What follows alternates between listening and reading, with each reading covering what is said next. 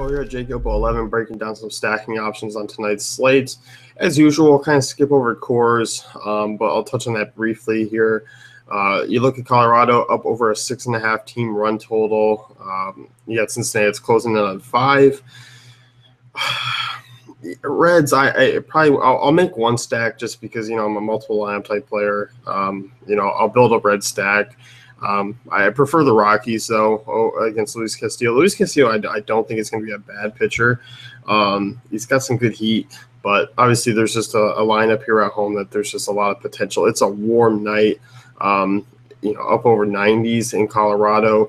That run total, as I said, closing in on near 7. So I like the Rockies stack here. It's going to be a popular one. It's going to be an easy one to fit in, so expect it to be there. Expect to make your contrarian moves and one-offs around them. But on the red side, I'm probably going to be staying away. I don't mind some of these bats. I wouldn't be surprised if they put up a decent number, but I like Jeff Hoffman. He's a guy who rolls a ton of ground balls. Even in cores, he's just kind of limited damage. Outside of that Arizona start, he's been okay there where, he doesn't allow that full stack to go off. So that's one thing to note. But moving elsewhere, we'll talk Texas. This is a spot where you got Rick Porcello, who's just giving up a ton of hard contact at both sides of the plate, and that's just really eye-popping this year. It's a warm night there in Texas as usual at this time of the year. That's where we start to kind of get pitchers, fatigue early, going 4, 5, 6 innings of really laboring ball. It's 96. Humidity's not as bad.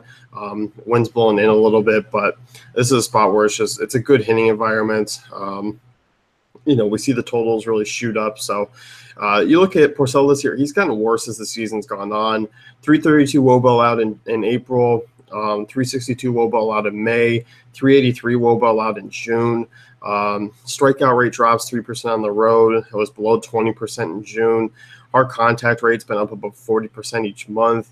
No surprise, given that he's allowed over a 40% hard contact rate to both sides of the plate.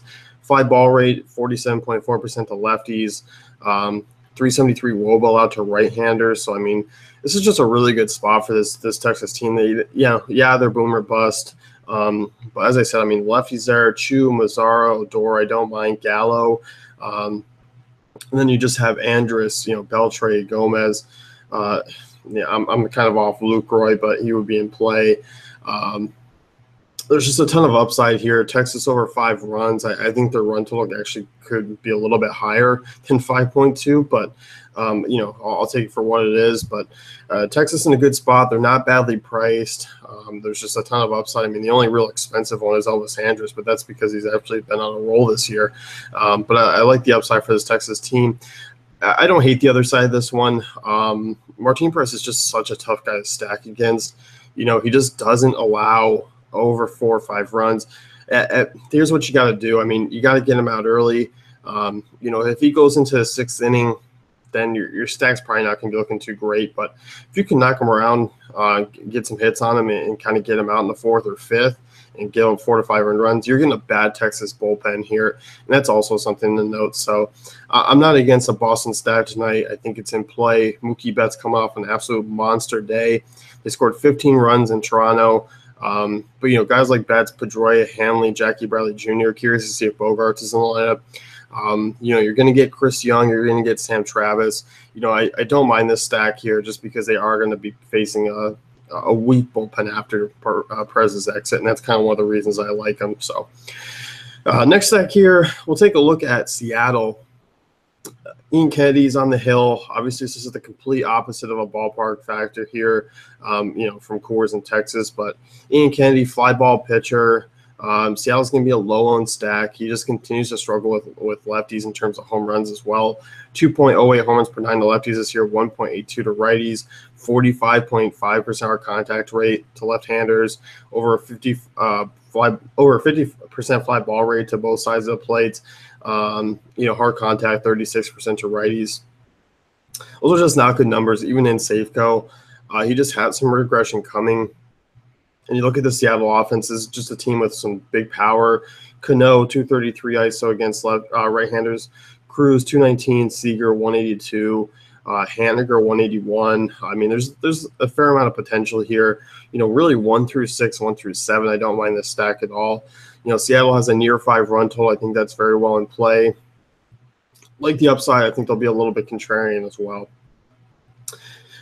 As far as the next one goes, this one is far out there. A little bit, of a team that I don't usually like to stack, but I can see them going really, really under-owned. I can see them actually being a stack to pair up with cores. And that being said here, Cameron Maybin, Cole Calhoun, Albert Pujols, Yunel Escobar in play, but I like Martin Maldonado as well. Against Mejia, this is a guy I just don't mind targeting. Career 338 woba to righties, 1.39 home runs per 9. FIP and xFIP are up over 5 against both sides of the plate. Hard contact rate at 35%. Implied total of about 5 there. You don't see that from the Angels too often.